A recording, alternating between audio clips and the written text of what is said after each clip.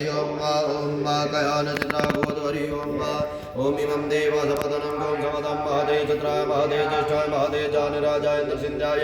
इममुख्या पुत्रमसविजगुमिराज सोमस्माकं ब्रह्मणारं गुमराज सोमम् अर्चयामि हरि ओम अग्निमूर्धादिवः गोतपतिः पितृवाहयं अपाकुमृताकुं श्रीजन्मति भूमम् अर्चयामि हरि ओम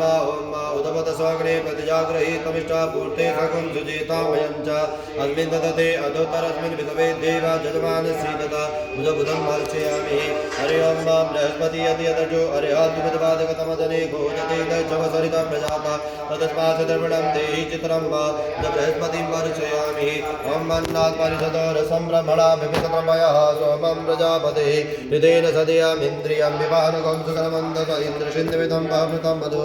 सुकरम् अर्चयामि हरि ओम सन्नो देवीरविषयापो भवन्त पीतये संजोरवितरवन्दुना सुसन्तनिच्राय नमः अर्चयामि ओम कयान चित्रा भवदूते सदा व्रतः सखा कया दुष्टया व्रतावसरं रावे नमः अर्चयामि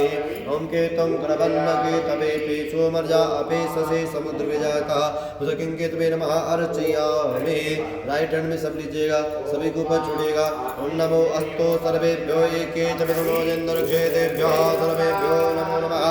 अच्युतां समर्पयामि बलिकाल भगवान की जय, नागराज भगवान की जय।